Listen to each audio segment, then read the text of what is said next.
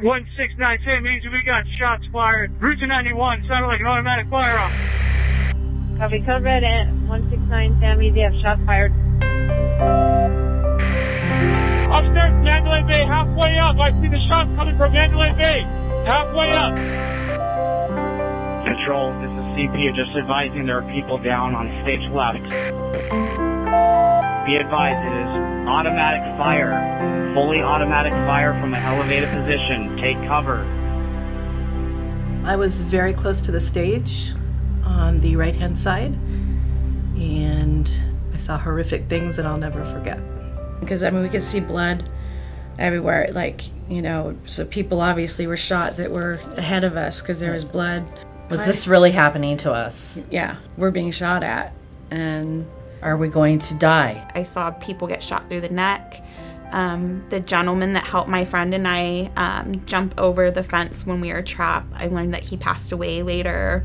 You know, once we thought we were safe, and I was, you know, wanting to tell my mom and my son, you know, and at that point there was nothing. Like, I said, I love you, I said, I'm scared, I love you with all my heart. And they're like, you're scaring me. I said, well, I'm scared. And I could tell, like, my mom was just, like, she can't even think of it now, because she thought she was going to lose me that night.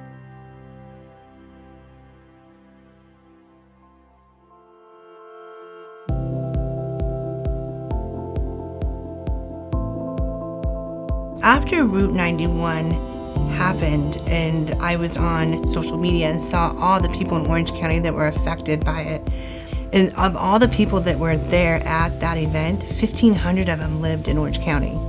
Of the 58 that were killed, 24 of them lived in Orange County. Mariposa works with trauma every day. And so because of that, we were able to mobilize really quickly for the Route 91 survivors. And within 3 days of that event, we were able to open up an 8-week series for those individuals. And we had over 100 people respond to that group.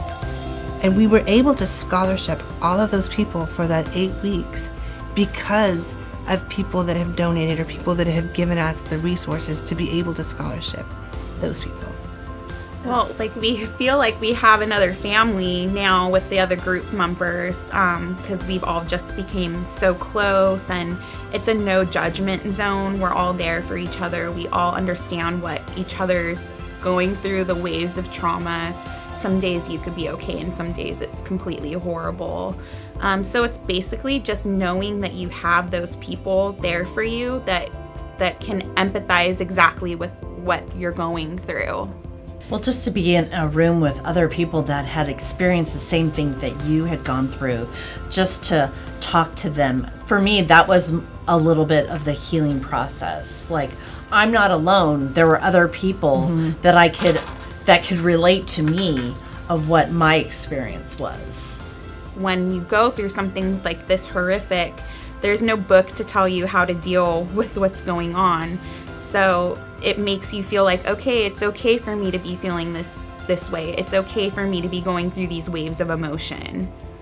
We both sought out individual therapy right after, but this, by far, has helped us more. So we've employed and used different modalities with these individuals to help them in their healing process. One of the things we've done with them is art therapy. So they are able to reach emotions and work through some of the anxiety that they've had through art. Another modality we've used with the Route 91 is equine therapy. When you get a survivor of that kind of trauma in an arena with a horse, there's something really magical that happens, almost spiritual. And they're able to have a healing that is so unique. You can't get that in an individual therapy session. It is something that only happens with a horse.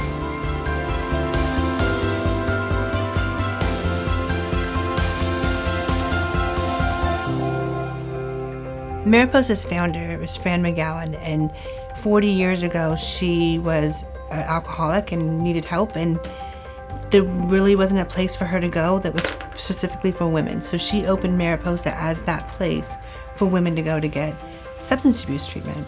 And then when the women started coming, they had all these other issues. There was a lot of domestic violence, a lot of sexual abuse and childhood abuse that was in part the reason that they were using. So they opened up other services for those women. And that's how we have progressed in the last 40 years. If you look at the demographics in Orange County, there's people that are really, really low income and they qualify for services at the county. Then there's people that have income and they can afford services, but there's this whole population in the middle that can't afford services, but they don't qualify for services. And those are the clients that we serve.